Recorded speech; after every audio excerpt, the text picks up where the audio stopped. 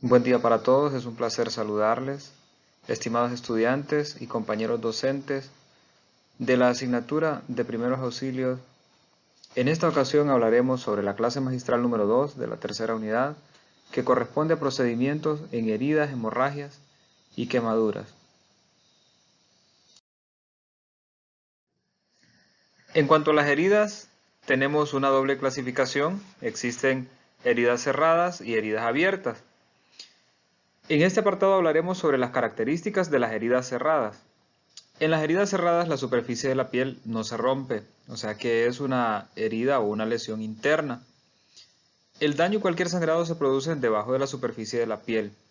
En este caso, no tenemos exposición de sangre hacia la superficie, por lo tanto no podemos evaluar la magnitud del daño causado por la lesión o por la herida interna.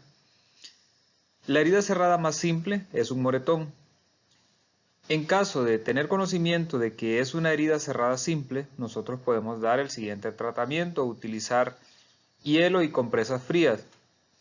Tardará en regenerarse entre 8 y 12 días, esto dependiendo de la rapidez del proceso de cicatrización que nosotros tengamos. Otra de las características de las heridas cerradas es que ocurre un sangrado interno. Por lo tanto, nosotros lo que podemos encontrar son los siguientes elementos. Podemos encontrar inflamación en la zona afectada o podemos encontrar un cambio de tonalidad en el color en la superficie de la piel. Un golpe violento puede causar una herida cerrada mucho más grave. En este caso, si es un golpe violento, debemos llevar o trasladar a la persona a un centro asistencial para que sea evaluada por un médico y él mismo determine la magnitud del daño causado por la herida cerrada o la lesión interna. En cuanto a las características de las heridas abiertas, mencionaremos las siguientes. Existe una ruptura en la superficie de la piel, por lo tanto, tenemos exposición de sangre a la superficie. La ruptura de la piel puede ser tan leve o simple como una raspadura de las capas. Cuando mencionamos capas nos referimos a la dermis, epidermis e hipodermis. En este caso, nosotros podemos valorar la magnitud del daño ocasionado por la lesión. La sangre puede salir a través de la herida, ya lo mencionábamos anteriormente, tenemos exposición de sangre a la superficie. Existen 4 tipos principales de heridas abiertas o heridas del tejido blando, que son las siguientes: abrasiones, laceraciones, heridas abulsivas y heridas punzantes. En cuanto a las heridas abrasivas, podemos decir que es el tipo de herida más común que nos puede ocurrir. Por lo general son causadas por algo que genere fricción contra la piel. Este tipo de heridas nos pueden ocurrir mientras jugamos fútbol, mientras manejamos una bicicleta o con el simple hecho de caernos mientras corremos. El sangrado proviene de los capilares o vasos sanguíneos diminutos, por lo tanto el sangrado de estas heridas es en forma de gotas o en forma de sudoración. Generalmente son bastante dolorosas estas heridas, ya que el raspado que ocurre en la capa exterior o en la capa externa de la piel, llamada dermis, expone las terminaciones nerviosas sensibles, por lo tanto son bastante dolorosas. El proceso de limpieza para estas heridas es tan simple como utilizar agua y jabón. Lo que hace el agua y jabón es eliminar los gérmenes que pudieron haberse albergado en las heridas diminutas que le ocurrieron a la piel. Otros términos para abrasión pueden ser raspadura o quemadura de alfombra. El tratamiento para este tipo de heridas puede repetirse una vez al día, mientras la herida se seca y comienza su proceso de cicatrización. En cuanto a las heridas lacerantes, podemos mencionar lo siguiente. Una laceración es una herida ocurrida en la piel comúnmente causada por un objeto punzante, un cuchillo, tijeras o un vidrio roto. También puede ocurrir cuando un objeto contundente divide la piel. Un objeto contundente puede ser un martillo. Al ocurrir un golpe con un martillo, la piel puede dividirse en dos. Las laceraciones profundas pueden cortar capas de grasa y músculo, dañando nervios y vasos sanguíneos. Como ejemplo, tenemos una imagen donde ustedes pueden observar que esta laceración cortó lo que es la dermis, la epidermis y posiblemente llegó hasta la hipodermis. El tratamiento para este tipo de heridas o para este tipo de lesiones consiste en aplicar apósitos. Un apósito es un trozo de gasa estéril en la herida. Cuando este se llene de sangre, vamos a ubicar otro apósito sobre el que habíamos colocado anteriormente hasta que podamos controlar la salida de sangre. Después de eso, vamos a ubicar un vendaje o vamos a utilizar una venda para sostener los apósitos en su lugar. Posteriormente vamos a estar hablando de qué es un apósito y qué es una venda y el proceso como tal de vendaje.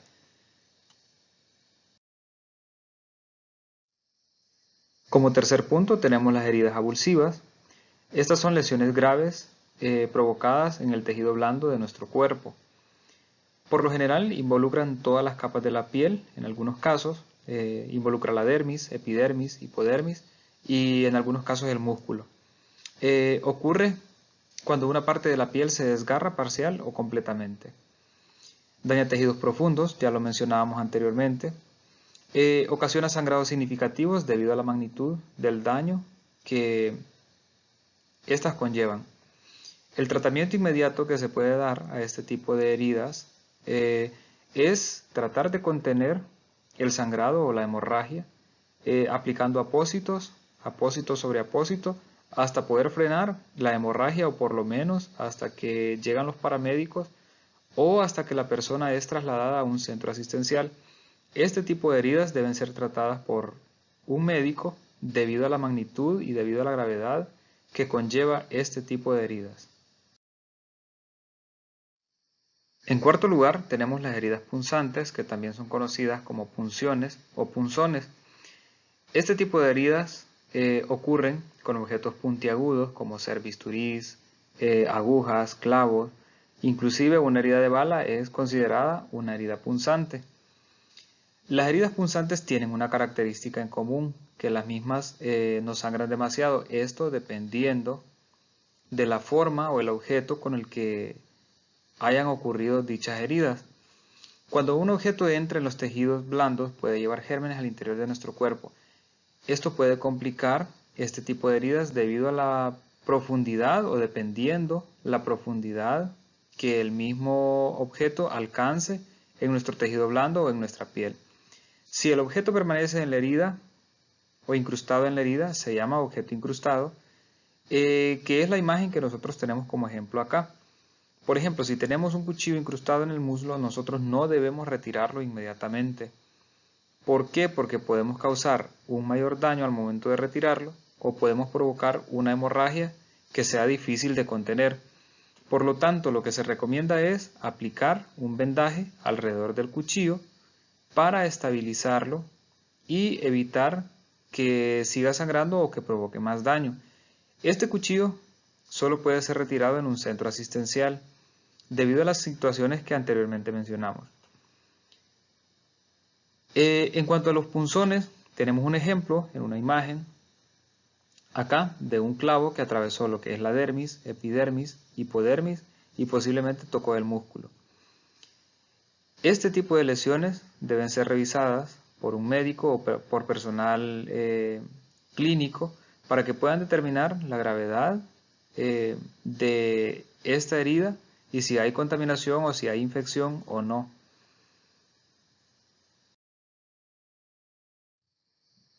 En cuanto al tratamiento de heridas y hemorragias mencionaremos lo siguiente. Esta es una terminología utilizada en primeros auxilios. Apósitos son almohadillas colocadas directamente sobre la herida. Pueden ser de gasa, existe gasa en rollo por ejemplo, solo que hay una desventaja con ella de que ese tipo de gasa no es estéril. Hay gasas estériles que pueden ser adquiridas en las diferentes farmacias del país y esas sí se pueden utilizar con toda confianza al momento de utilizarlas como apósito en una herida y saber que no vamos a provocar una infección. Aquí hay algunas recomendaciones para prevenir la infección. Podemos utilizar apósitos estériles, que son las gasas que yo les acabo de mencionar anteriormente. Existen apósitos grandes y pequeños de acuerdo con el tamaño de la herida o la hemorragia. Ok, en todo caso de no tener un apósito grande, podemos utilizar varios apósitos pequeños hasta completar o hasta cerrar el tamaño de la herida que nosotros tengamos en la situación de emergencia.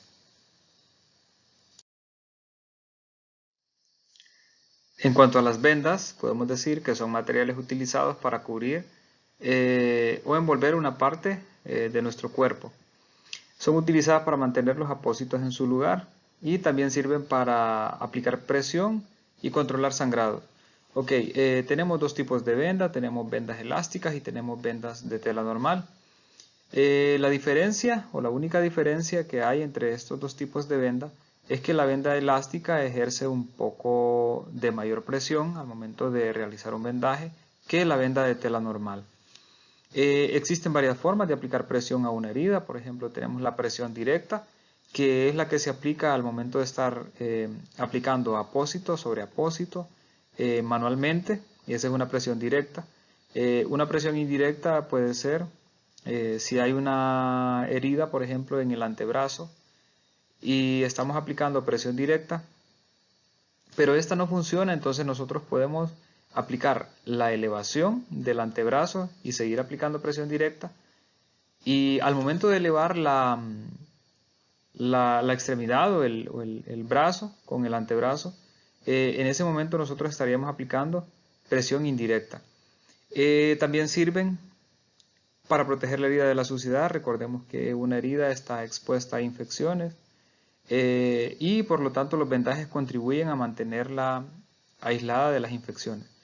Como podemos ver en esta imagen, tenemos un vendaje circular acá que posiblemente está sirviendo para una posible herida en el antebrazo, o podría utilizarse para una herida en el antebrazo. Los vendajes deben quedar bien asegurados, mucho más cuando hay una herida en el miembro que estamos vendando, ya que si este se soltara, por accidente se soltara, tocaría volver a controlar la herida de cero nuevamente.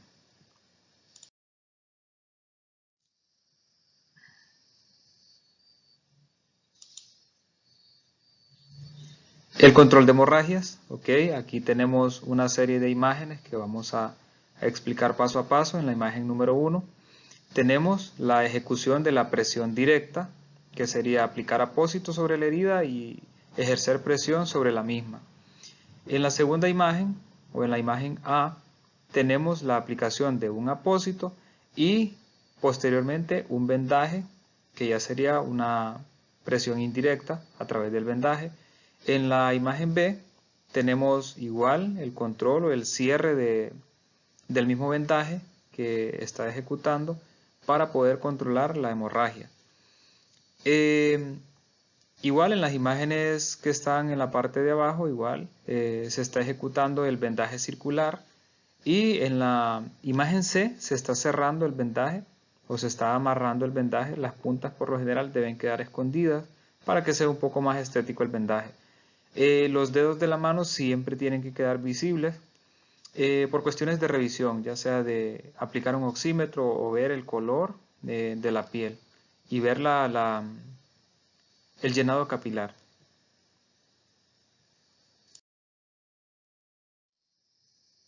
Pasaremos a hablar del siguiente tema, que son las quemaduras. Las quemaduras son lesiones que dañan el tejido blando de nuestro cuerpo. Tenemos tres tipos de quemaduras, tenemos las de primer grado, segundo grado y tercer grado.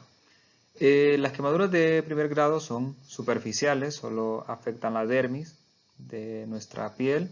Las de segundo grado pues ya son de espesor parcial y pueden dañar las dos primeras capas de nuestra piel, que son la dermis y la epidermis. Las quemaduras de tercer grado o de espesor completo pueden dañar las tres capas de nuestra piel, inclusive pueden dañar músculo, tendones y huesos. Hablaremos un poco sobre las características de las quemaduras.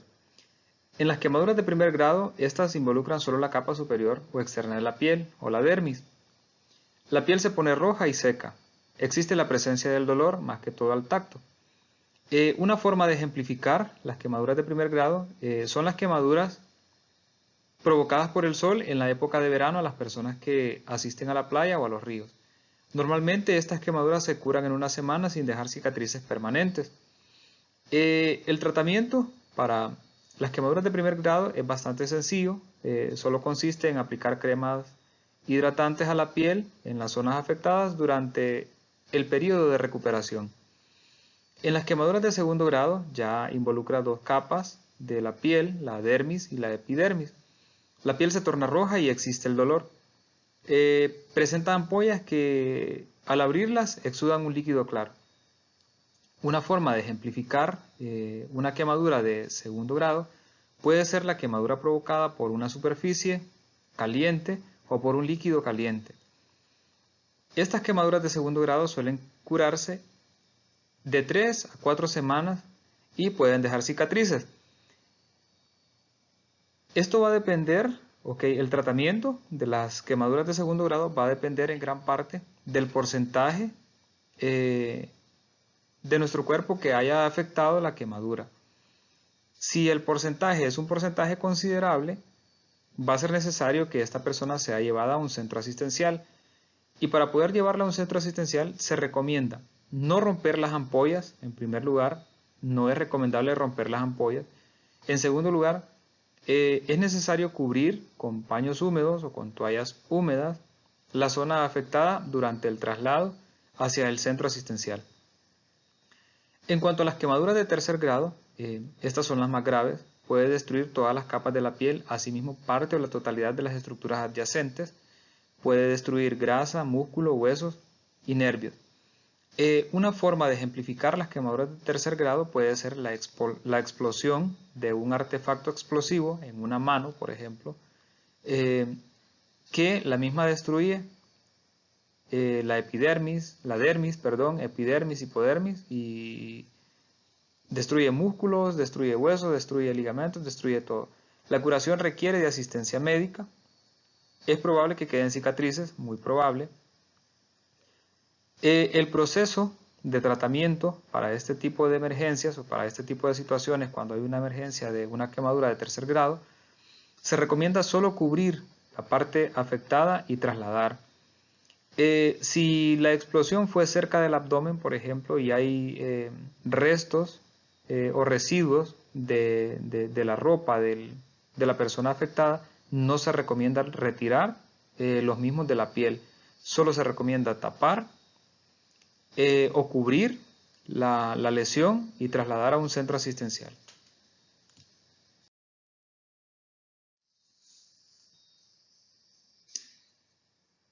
Hablaremos un poco también sobre la clasificación de las quemaduras según su fuente. Tenemos quemaduras térmicas que son provocadas por el calor, tenemos quemaduras químicas que son provocadas por productos químicos o productos tóxicos, tenemos quemaduras eléctricas que son provocadas por la electricidad y tenemos quemaduras de radiación que son provocadas por rayos solares. Las quemaduras térmicas son provocadas por superficies calientes, ese es un ejemplo. Las quemaduras químicas pueden ser provocadas por desatoradores de cañerías, por ejemplo, esa sería una quemadura por un producto químico. Las quemaduras eléctricas, pues ya todos conocemos las descargas eléctricas. La radiación, que son las quemaduras provocadas por rayos solares. Procedimiento para el tratamiento de quemaduras por calor o quemaduras térmicas. Debemos comprobar la seguridad del lugar, recordemos que es un principio de los primeros auxilios. Debemos detener la quemadura retirando a la persona de la fuente que quema o de la fuente de calor. Esto se hace mención debido a que muchas veces las personas que sufren una quemadura posteriormente sufren un desmayo o pierden el estado de la conciencia. Entonces, por lo tanto, si es una persona que está consciente, ella automáticamente se va a retirar de la fuente de calor. De lo contrario, pues será necesario realizar este proceso. Debemos valorar el grado de la quemadura, valorar si es de primer grado, segundo grado o de tercer grado la quemadura que le ocurrió. Es importante también, si la persona está consciente, saber con qué fuente ocurrió la quemadura, si fue una quemadura térmica, si fue una quemadura química, si fue una quemadura por radiación. Entonces eso va a depender también para poder aplicar el tratamiento correcto. Si es de primero y segundo grado, la quemadura, o si es una quemadura por productos químicos, se debe enfriar la quemadura con abundante agua por lo menos hasta que disminuya el dolor. Después de esto debemos aplicar los procedimientos para una quemadura de primero o segundo grado. Procedimientos para el tratamiento de quemaduras químicas. Si ocurrió con químicos secos, tratar de eliminar la mayor parte posible. Debemos tener cuidado la forma en cómo vamos a eliminar los residuos del producto químico, ya que no podemos hacerlo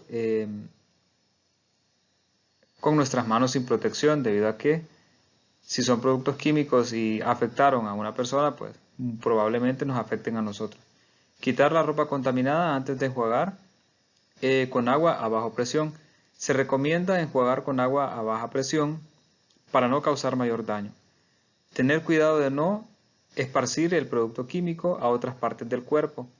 Si la quemadura está ubicada en un brazo, por ejemplo, debemos aislar un poco el brazo al momento de lavarlo para que el químico no se vaya a otras partes de nuestro cuerpo y no nos afecte nuevamente. Enjuagar con grandes cantidades de agua hasta que llegue el personal médico. Si es en un ojo, enjuagar con abundante agua hasta que llegue el personal médico. El agua funciona como un neutralizante a muchos productos químicos, por lo tanto es recomendado utilizarlo en las quemaduras químicas.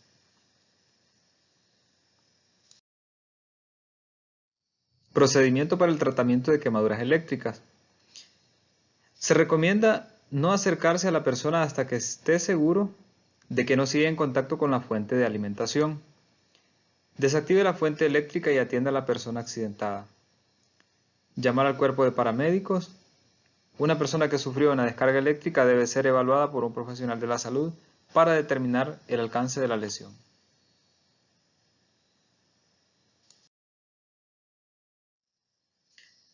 Fue un placer haber compartido con ustedes la clase magistral número 2 de la tercera unidad de la clase de primeros auxilios.